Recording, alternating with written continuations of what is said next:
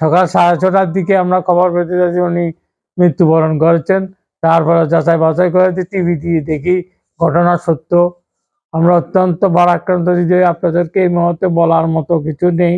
আমরা যাদের কাছে থেকে দেখেছি, উনি যে একজন প্রধানমন্ত্রী, তার মধ্যে সেই গরিমা কিংবা অহংকার কিছুই দেখতে পাই না। একজন সাধারণ মানুষ যেভাবে কথা বলে উনিও আমাদের সাথে সেইভাবেই কথা বলতেন। বেগম খালেদা জিয়া যে ফেনীর উত্তরাঞ্চলে যে উন্নয়নের ছোঁয়া রেখে গেছেন, এই উন্নয়নের ছোঁয়া অসমাপ্ত রাখার জন্য তারেক জিয়ার মাধ্যমে সবাইকে ঐক্যবদ্ধ হওয়ার উদাত্ত আহ্বান জানাই। ফেনীবাসীর পক্ষ থেকে আমি অত্যন্ত শোক প্রকাশ করতেছি, কারণ ফেনীর মেয়ে খালেদা গর্বমদের আলাদা, এটা আমাদের একটা ইয়ে ছিল। তো খালেদা জিয়া বেহেশতের, আল্লাহ তাকে বেহেশত নসিব করুক, এটাই আমাদের কামনা। এবং ফেনীবাসীর পক্ষ থেকে, শুধু পারিবারিকভাবে না, আমি ফেনীবাসীর পক্ষ থেকে খালেদা জিয়াকে আমি সমবেদনা জানাইতেছি। ওনার সমস্ত যারা দলীয় নেতৃবৃন্দ তাদের সবার পক্ষ থেকে আর কি।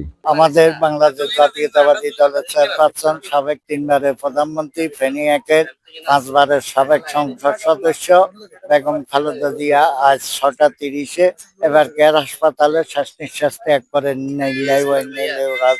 আমাদের নেত্রীকে আল্লাহ তাআলা নিয়ে গেছেন। আমরা আমাদের মহান সৃষ্টিকর্তার নিকট আরজ করব যে আমাদের নেত্রীকে যেন বেহেশতের শ্রেষ্ঠতম প্রশংসিত স্থানে প্রতিষ্ঠিত করেন।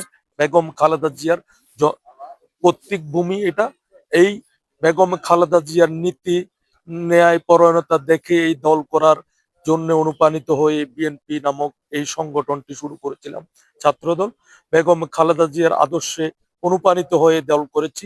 আজকে বেগম খালেদা জিয়াকে খুবই মনে পড়ছে।